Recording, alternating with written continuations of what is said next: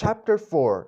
It's just the very biggest thing in the world. Hardly was it shut when Mrs. Challenger ran out of the dining room. The small woman was furious. "You brute, George!" she screamed. "You've hurt that nice young man. Here he is, safe and sound.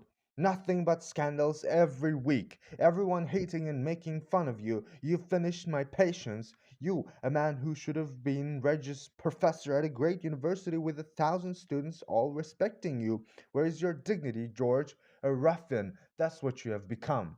Be good, Jesse. A roaring bully." Challenger bellowed with laughter. Suddenly his tone altered. "Excuse us, Mr. Malone. I called you back for some more serious purpose than to mix you up with our little domestic problems." He suddenly gave his wife a kiss, which embarrassed me. "Now, Mr. Malone," he continued, "this way, if you please." We re entered the room which we had left so rapidly 10 minutes before. The professor closed the door carefully behind us, pointed at the armchair, and pushed the cigar box out of my nose.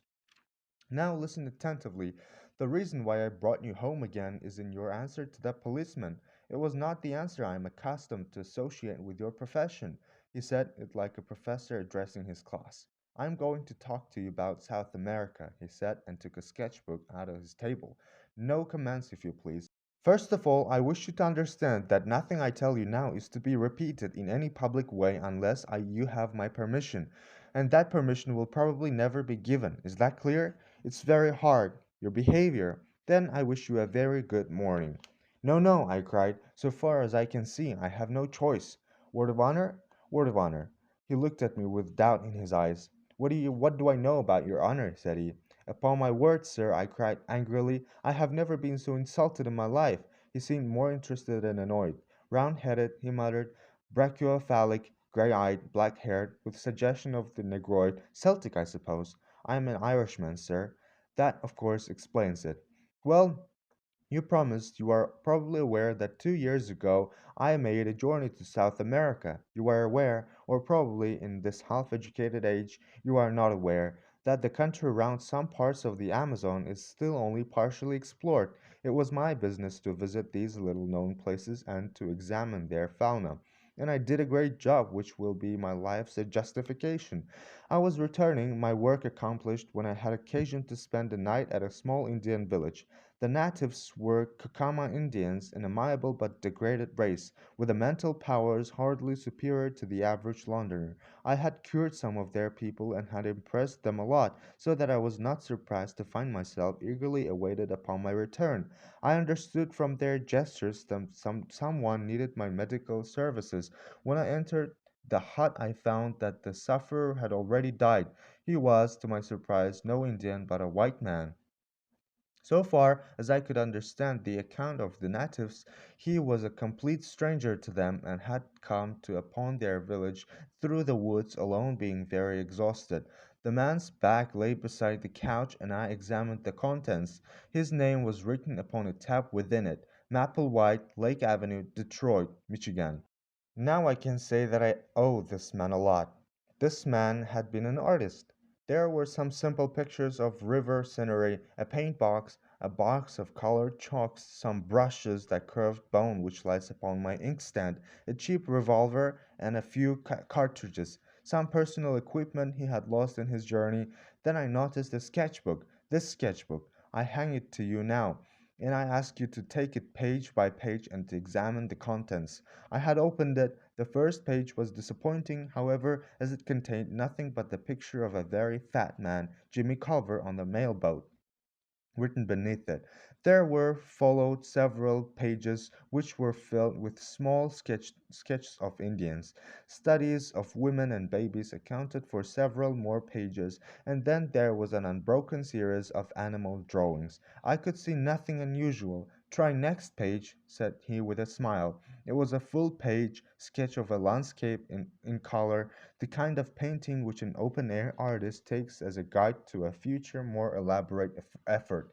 I could see high hills covered with light green trees. Above the hills there were dark red cliffs.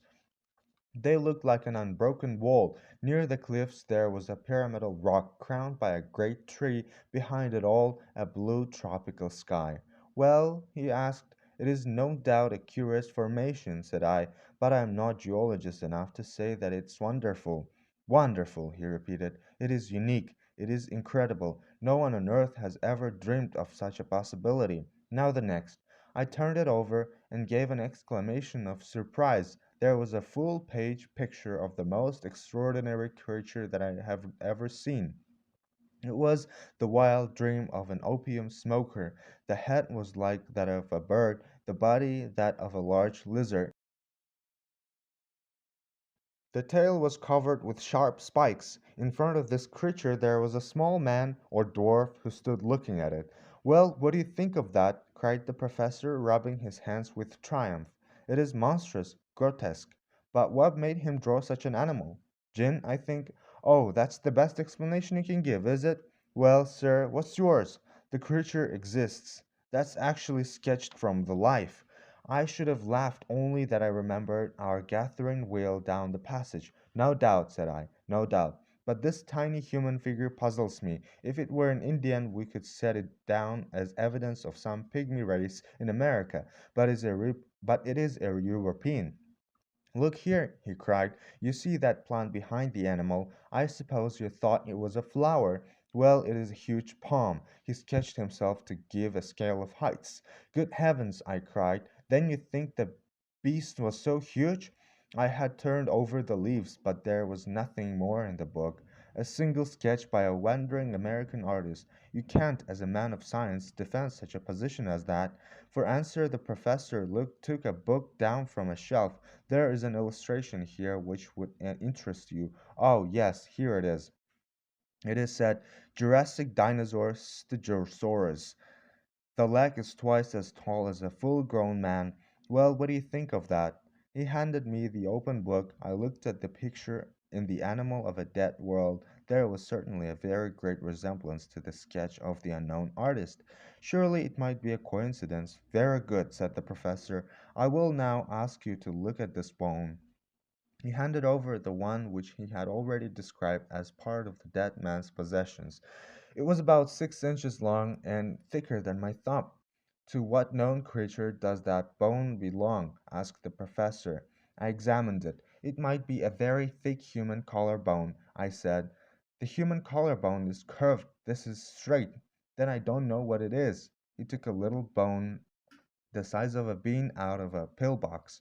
This human bone is the analog of the one which you hold in your hand. That will give you some idea of the size of the creature. What do you say to that? Maybe an elephant? Don't talk of elephants in South America. It belongs to a very large, a very strong animal which exists upon the face of the earth. You are still unconvinced? I am at least deeply interested. Then your case is not hopeless. We will proceed with my narrative. I could hardly come away from the Amazon without learning the truth. There were indications as to the direction from the dead traveler had come. Indian legends would alone have been my guide, for I found the rumors of a strange land were common among all the tribes. Have you heard of the Kurupuri? Never.